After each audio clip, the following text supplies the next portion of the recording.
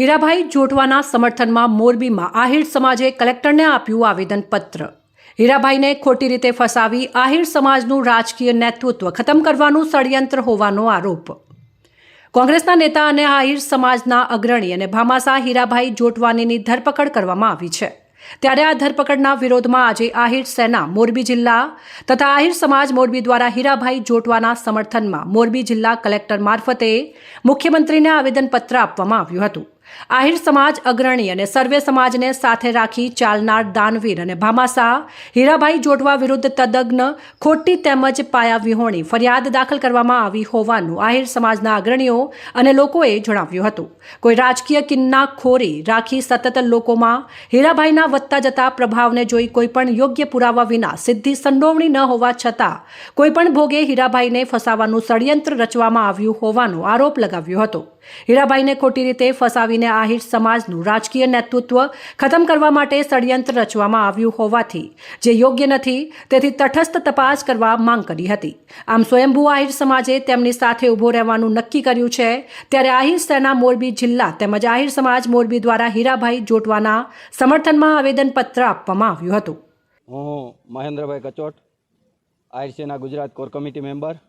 આજે મોરબી મધ્યે કલેક્ટર સાહેબ શ્રીને અમે સમાજ વતી અમારા સમાજના એક હિરલા, એક નિષ્ઠાવાન વ્યક્તિ, એક એવા પ્રામાણિક વ્યક્તિ કે જેના ચારિત્ર્ય ઉપર ખરેખર આજે ડાઘ લગાડવા માટેનો પ્રયાસ એના પ્રત્યે કિન્નાખોરી રાખી ક્યાંક રાજકીય રમત રમાઈ રહી હોય અથવા તો ક્યાંક એના કોઈ અંગત દુશ્મન કે જે એમનો સમાજમાં આમ તો 18 વર્ણના એક ચાહક નેતા છે અને એની ચાહનાનો ક્યાંક કોઈક વિરોધ કરી રહ્યું હોય અથવા તો કોઈને ખૂંચતી હોય અને જેના કારણે એની સાથે આ અન્યાયભર્યું જે વાતાવરણ ઊભું થયું છે, જે એક્શન લેવામાં આવી છે એ ખરેખર અન્યાયપૂર્ણ છે।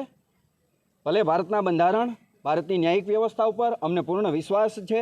તપાસના અંતે સત્ય સામે આવશે જ અને હીરાભાઈ અને એમનો પરિવાર એ સંપૂર્ણ નિર્દોષ છે એ સાબિત પણ થશે। પણ હાલની પરિસ્થિતિ ખોટી રીતે એને જે પરેશાન કરવામાં આવી રહ્યા છે એની સામે આહિર સેના વતી અમારો એ વિરોધ છે કે આવી અન્યાયપૂર્ણ પરિસ્થિતિ કોર્ટના દરવાજે જઈ ખરેખર વાસ્તવિક તપાસ ન્યાયિકપૂર્ણ રીતે થાય અને જે દોષી છે, વાસ્તવમાં જે દોષી છે એને સજા થાય એવા પ્રયાસો છે એ થાય એ માટેની અમારી રજૂઆત છે। હીરાભાઈ એ જે બે કંપનીઓ ચાલી રહી છે, મુરલીધર અને જલારામ, હીરાભાઈ કે એમનો પરિવાર ક્યાંય એમાં સામેલ જ નથી, એ પ્રોપરાઇટર નથી, એના કોઈ એ કંપનીના કોઈ પાર્ટનર પણ નથી અને આમ છતાંય એ કંપની દ્વારા કરવામાં આવેલો જે કાંઈ પ્રયાસ છે કે જે કાંઈ ભ્રષ્ટાચાર થયો છે એમાં હીરાભાઈ અને એમના પરિવારને ફસાવવામાં આવ્યા છે। એમાં ન્યાયિક તપાસ થઈ અને એમને ન્યાય મળે એ માટે અમે આ રજૂઆત કરી છે।